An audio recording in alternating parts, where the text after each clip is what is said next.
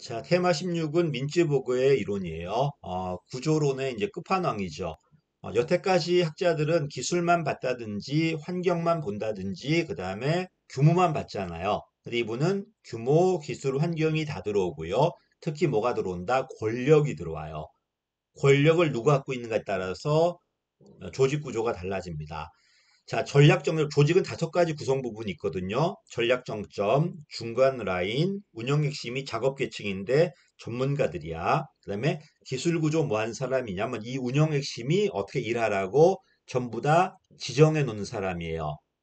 얘가 만약 힘을 써버리면은 이 운영 핵심은 할 게 아무것도 없죠. 그냥 규정대로 하는 기계 관료제가 돼요.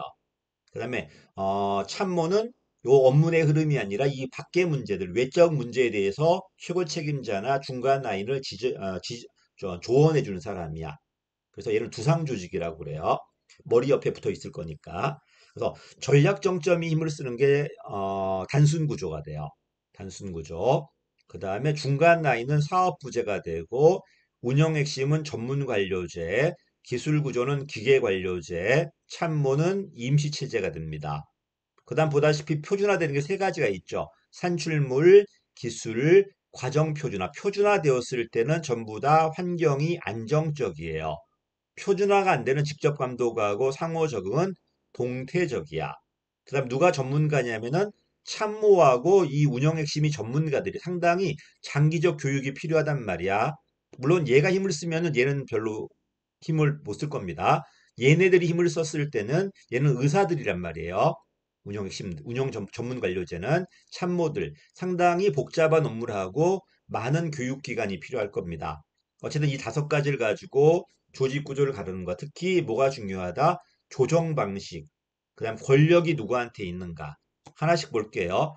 단순 구조는 전략 정점에 힘이 있습니다. 소규모 신설 조직이니까 전략 정점하고 소규모의 운영 핵심이 있어요. 이 전략 정점이 얘를 전부 다 시키면 되는 겁니다.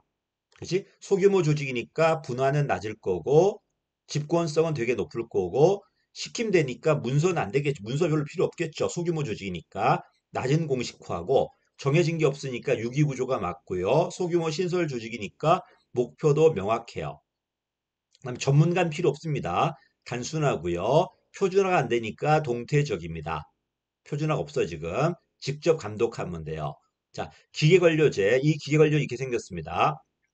조직이 있다면은 부서가 되게 많이 종적으로 분화돼 있어요. 종적으로 분화되면 수평적으로 부서가 많다는 거야. 그다음에 횡적으로도 분화가 돼 있다는 건 계층이 되게 많다는 소리예요. 이게 생겼으니까 내 업무는 상당히 단순하겠죠. 다섯 가지가 다 발달했고 특히 기술 구조가 힘을 썼다. 종적으로도 분화가 심하다는 건 부서가 세밀하게 갈라져 있다는 거고 횡적으로 분화가 심하다는 건 계층이 되게 많다는 거예요. 됐죠? 이러니까 내 업무는 좁게 전문화돼 있겠죠. 그리고 보다시피 기계관료제가 이 운영 핵심이 해야 될 걸 전부 과정과 절차를 표준화시켜 놨기 때문에 공식성이 되게 높으니까 기계관료제가 돼요. 그 다음에 조심해야 돼. 종적으로 분화가 심하다는 거는 부서가 되게 많다는 건데 종적으로 선이 그어지는 거니까 부서가 많다는 건데 이 말은 부서별로 따로 논다는 거죠. 종적 분화는 수평적 분권이에요. 근데 횡적으로 분화가 많다는 건 계층이 많다는 거거든요. 계층이 많다는 거는 고난을 밑으로 많이 안 내려줬다는 소리야. 집권화돼 있다는 소리예요. 조심해야 한다. 종적 분화는 수평적 분권이 맞지만 수직적 분화, 계층 횡적 분화는 수직적으로 집권이에요. 부서가 많이 갈라져 있다는 것은 부서가 기능별로 갈라져 있는 기능 구조라는 소리예요. 또 모든 게 과정과 절차가 표준화돼 있으니까 높은 예측 가능성, 기능이 한 곳에 모여 있으니까 기능별로 규모의 경제가 있는 거고요. 됐죠? 자, 표준화됩니다. 안정적이죠. 전문가는 필요 없어요. 왜? 과정과 절차가 전부 다 정해져 있으니까 단순합니다. 기관료제. 됐죠? 반면 전문 관료제는 이렇게 생겼어요. 전문 관료제는. 역시 병원 가봐. 병원의 과는 되게 세밀하게 갈라져 있죠. 무슨 과, 무슨 과, 무슨 과 세밀하게 갈라져 있으니까 종적으로 분화돼 있어요. 부서가 되게 많다는 소리야. 근데 계층은 몇 개 없어요. 이 의사가 완결되게 업무 처리하는 거지 의사가 다른 의사한테 물어보고 원장한테 물어보고 처리하지 않습니다. 그렇지? 이 운영 핵심이 힘을 쓴다는 건 이 운영 핵심은 요 내과 의사가 있다고 하자. 다른 과하고 별 관련이 없어요. 요 내과 의사는 아마 다른 병원에 전 세계에 있는 내과 의사들과 하나의 내과 연합을 만들어서 거기서 기술 노하우를 발전시키겠죠. 됐죠? 어쨌든 운영 핵심 힘을 쓰고 수평적으로는 세밀하게 분화돼 있지만 계층은 별로 없다는 소리야. 그지? 어쨌든 종적 분화는 심해요. 이러니까 종적 분화가 심하다는 것은 내과와 외과, 그다음 신경과는 아무 관련이 없으니까 수평적으로 분화돼 있고 수평적으로 분권이란 소리야. 계층이 없어요. 계층이 없다 보니까 수직적으로도 분권이야. 됐죠? 이거는 한 방에 배우는 게 아니라 몇십 년의 노하우가 쌓인 거겠죠. 그래서 고도의 훈련받은 전문가들이 자율적으로 원장이나 사장의 지시를 받지 않고 자율적으로 운영한다는 거. 이러니까 공식성은 되게 낮아요. 그 사람들의 체화되어 있는 내과 기술인 거지 책만 보고 배우는 게 아니란 말이에요. 됐지? 이렇게 읽어보시고요. 그 다음에 어쨌든 이 사람 평생 뭐 안과만 봤다든지 내과만 봤기 때문에 시야는 되게 좁아. 그러니까 다른 부서 입장을 이해 못하겠죠. 할거주의 나올 수 있습니다. 전문가니까 매우 매우 복잡하고 표준화되니까 안정성이 높죠. 노하우, 과정 기술 표준화인데 이 기술은 이 부서 내에서 만들어지는 게 아니라 전 세계에 있는 내과 의사들, 전 세계에 있는 신경과 의사들에 의해서 이 표준화가 만들어지는 겁니다. 이러니까 이걸 배울 때 상당히 오랜 경험과 훈련이 필요할 겁니다. 됐죠? 또 수술할 때는 다른 과와 협력하다 보니까 수평적 조정도 되게 많이 필요할 거예요.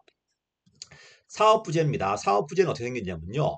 여기 사장이 있고요. 여기 무슨 팀, 무슨 팀, 무슨 팀을 갈라갖고 이 팀장들한테 자치권을 줘버리는 거야. 그지?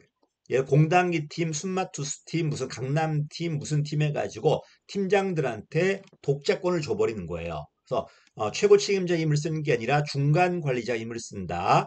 보다시피 독자도 따로따로 놀다 보니까 공단기 망한다고 해서 영단기가 망하는 게 아니란 말이야. 할거적이다, 분할 구조라고 그래요. 이러니까 이 최고 책임자는 장기 방향을 설정하고 요 본부장들은 독자적으로 집행 업무를 집행하면 되겠죠. 그래서 중앙본부가 장기 목적 관점을 각 사업부서는 스스로 자율적으로 영업 활동을 자치권이 존재하다 보니까 공단기 잘못된다고 해서 영단기가 잘못되는 건 아니에요. 됐죠? 그리고 성과 표준화야. 이 산출물이 성과야. 성과를 가지고 이 본부장을 계속 유지할지 말지를 판단할 겁니다. 이게 사업 부재예요. 됐죠? 그 다음에 임시체제. 이건 참모가 힘을 쓰는 유형이야. 참모가 힘을 써. 어쨌든 사업 부제도 전문수 표준화가 되니까 단순해요. 아니, 안정적이야. 그리고 전문가 필요 없으니까 단순합니다. 얘는 그렇지 않습니다. 환경이 매우 매우 복잡하고 표준화가 안 되고 상호 적응이야. 그러니까 복잡하고 전문가니까 동태적이요. 유기구조예요. 자격신적이다. 유기구조다. 비일상적이다. 이걸 정리한 게 밑에 있는 표입니다. 그래서 하나씩 봐야 돼. 어떻게 힘을 쓰는지. 단순 구조는 전략 정점이, 그다음 표준화되는 게 제일 중요하고요. 표준화되었을 땐 보다시피 전부 다 안정이야. 표준화가 안 돼 버리면 동태죠. 그다음에 이 친구하고 이 친구는 전문가니까 복잡이고 나머지는 단순이죠. 이렇게 또 분화되었다는 거하고 분권화되었다는 건 달라요. 분화되었다는 것은 갈라져 있다는 거고 분권은 권한이 내려와 있다는 거야. 부서가 많이 갈라져 있으면은 수평적으로 분화돼 있고 수평적으로도 분권이야. 왜 다른 부서 명령을 받는 게 아니니까. 됐죠? 그리고 계층이 많다는 것은 수직적으로는 분화돼 있지만 수직적으로 집권이라는 소리예요.